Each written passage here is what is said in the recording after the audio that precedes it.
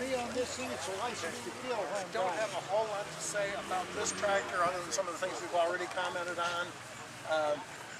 Being a 57 as opposed to say a 55, it's got the white grill and the white insert in here. Otherwise, it's basically the same tractor as what we were looking at over there. Okay. Now this little jewel here, Hey. Jewel? The interesting thing about this is the implement that we've got hanging down underneath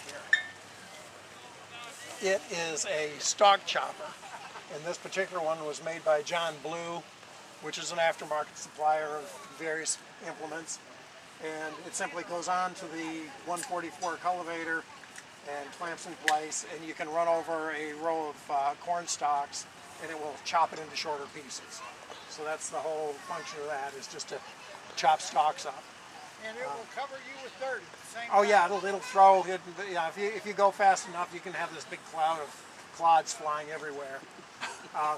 Being that it is a southern company, more likely they were looking at chopping cotton stalks rather than corn stalks. But you know, when you start getting up into this part of the country and going any further from here north, it would have been used on something more like a corn stalk. It doesn't really care what it's running over, it'll chop it off. But anyway, that's what the story is on that. And there is a frontwards and backwards definite to it. It's supposed to be mounted that way. We've never found any real explanation of this, but if you look at the instrument panel on this and the support for the gas tank, it is this weird looking thing that seems to have been, you know, sliced out and welded together. There were early style dashes that most of us are familiar with and late style, but then this thing kind of popped up in the middle somewhere during the early ones. And all I can figure is that they had a supplier problem on the proper part and needed to do something to be able to still build tractors. And so they set somebody off at a bench with a whole stack of dash panels for a Super A, and they started chopping off everything that got in the way and welding a bracket to the top to hold the tank up. That's the only thing I can make any sense out of it. And they've only shown up in a 1500. About 1500. Okay, so that wouldn't have been a very long time span. Serial number range of 38,500 up to about 40,100. Okay. And everyone in that range have been this style. We haven't found anything out of that range. So you think it did come from the Super A? I think that's a Super A panel with some of the material trimmed off. There's a 140 over there across the street. If you've never looked closely at a 140 or a Super A, go look at it, and I think you'll see that it pretty well looks the same. So they didn't support the tank on either side? I mean, that was the only support for the back of the tank? That was it as far as I've been able to see. There's just, well, there should be one bolt in on each side, and the original normal bracket would have had two on each side. You've got unused hole up here, which is where the normal bracket would have ended at that point. But that seems to be what the story is on. I've never seen or been able to find any other explanation. Talk again about the forwards and the backwards of that stalk cutter. How did you tell if it's forward or backward? Well, the shape of the blades is made to kind of rotate into the stalk, and to know it's frontwards, you look at the arrow on the side of it. I was just going to point that out to him. There is an arrow at the bottom down there. Any other? Jim. Yeah. Why does this come so far forward then? Well, the other ones, they're all way back on the back of the tank. They stop about here. There were two styles of dashes, and of the regular ones. Sure. Up through about the middle of 1949, they had a long one that came clear up to here. That's right. And then after that, they went to the shorter one, which is like the one you pointed at over there. Right here, next There's probably, okay, yeah, that's got one of the long ones over there. That is the long one. Correct. The point they made that change, they rearranged the contents of the instrument panel as well, and it was the point that they went from, oh gosh, there was some electrical change made at about the same time, and so that was where that crept in. But it was a rearrangement of instruments. The early one had 2 knockouts for putting gauges in, and the later one just had 1, and the light switch was moved up to where the other one had been. So they kind of shuffled things around and ended up with room for a fuse holder.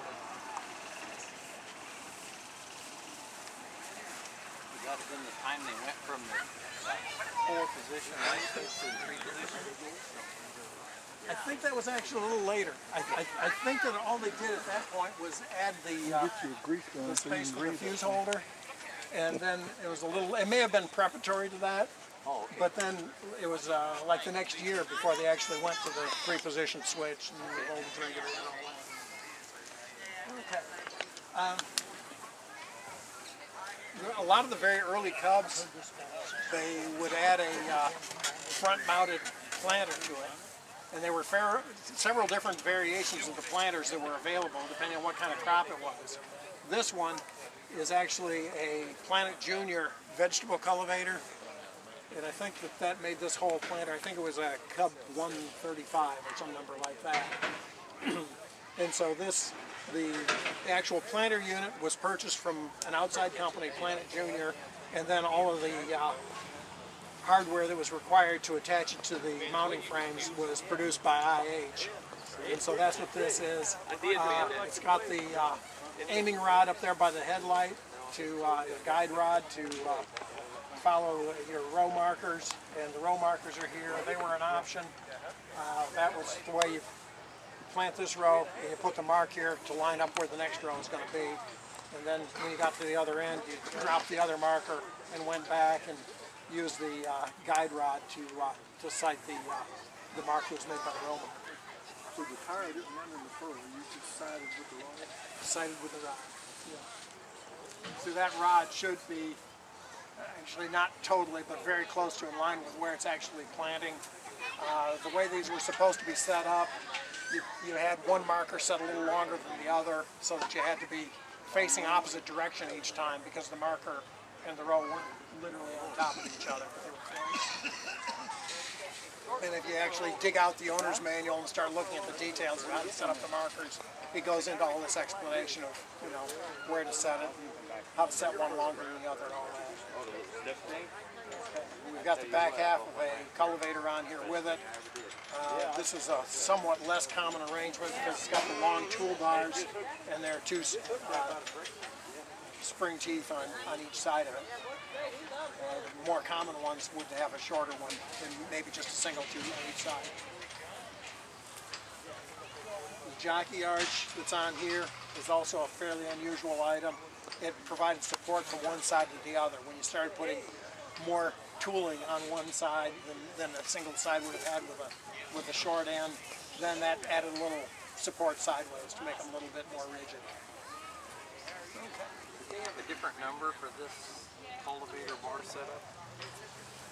The cultivator was still called the Cub 144 cultivator, but they were always qualified by the tool equipment that was running. So it would be like a Cub 144 cultivator with number 15 tool equipment, or whatever the number happened to be. Okay.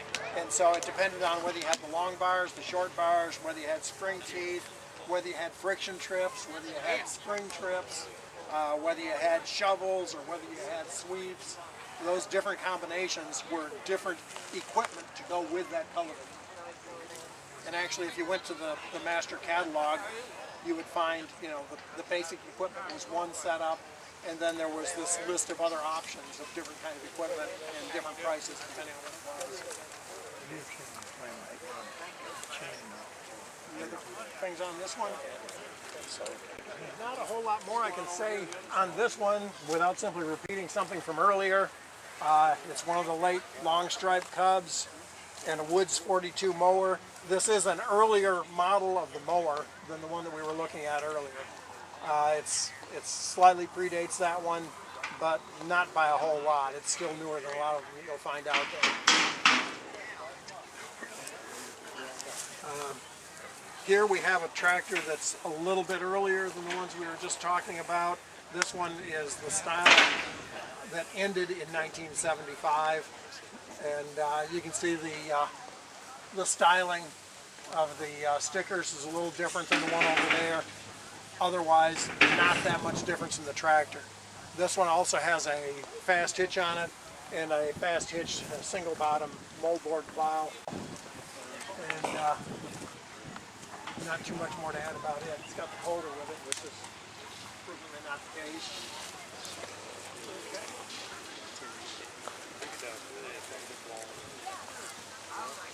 All right, Cub Cadet.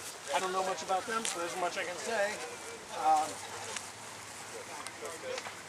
believe that one is a hydro, which is something that got added or became available later on. So that's kind of noteworthy. I think that might be the first model that came with a hydro. Probably one of you can correct me on that. Okay. Here we've got a couple of fairly early tractors. This one's a 48, and this one is about the same. And the interesting thing here is that we've got two variations of the Mott hammer knife mower, or flail mower as it's typically called. There's another one of those brackets for a disc plow that we were talking about earlier. John, I guess I'll leave it for you to talk about them when you get to your segment on yeah, anybody mowers. that's interested, tool time at 3 o'clock after the parade, we're going to have a session on the Mott flails, maintaining them, how to sharpen them, how to straighten the blades out when they're bent without getting yourself hurt, etc. Okay, so we'll leave the details of the Mott mowers for John to talk about later on.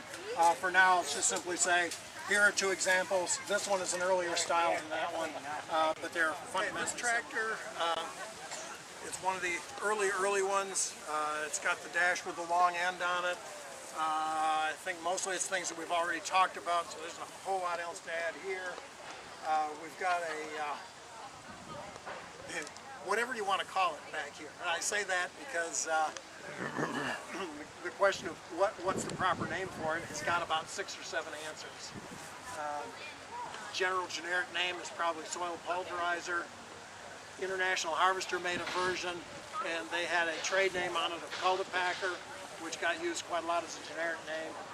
Basically, it's something to break up clods of soil, and there are different types of wheels on them as far as what they do.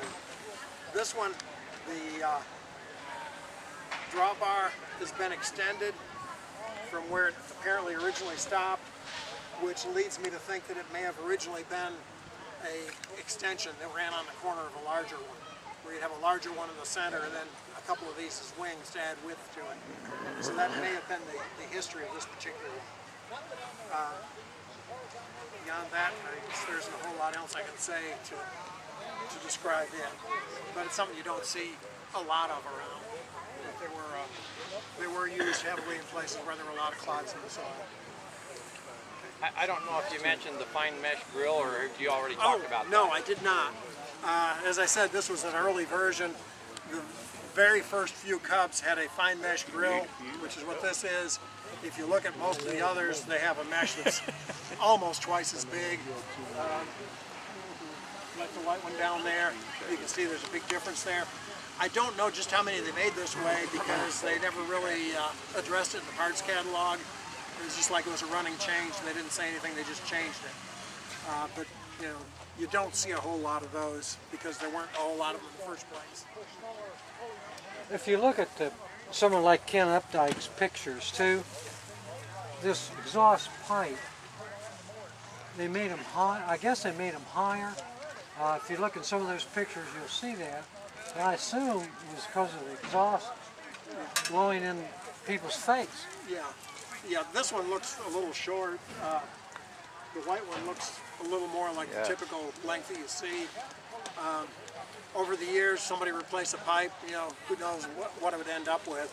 But I think the original pipe was about 17 inches if you measure clear down into the manifold. That's what I remember. And it was just a common pipe, so, you know, people could screw anything in there to replace it when they needed to.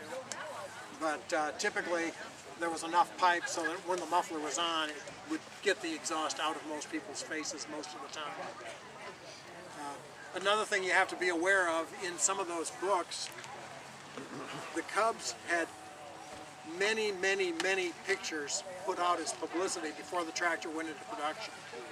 And a lot of those pictures are pre-production versions or prototypes, and they went through a lot of changes.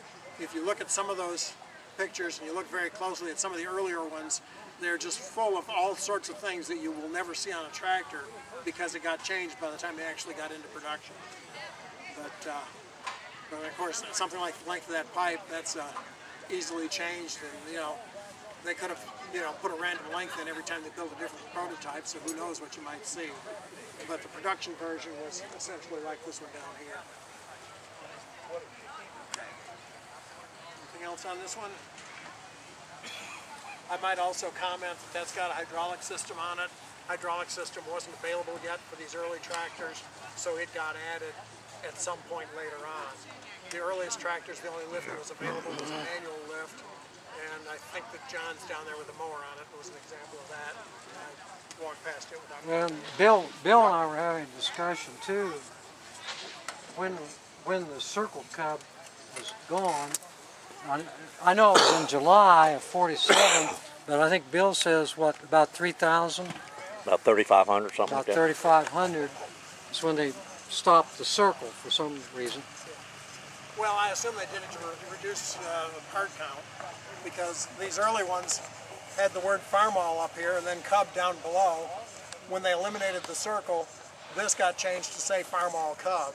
So they put the word Cub up there in the same decal with the rest of the labeling. And it meant two different things that didn't have to be put on the tractor anymore.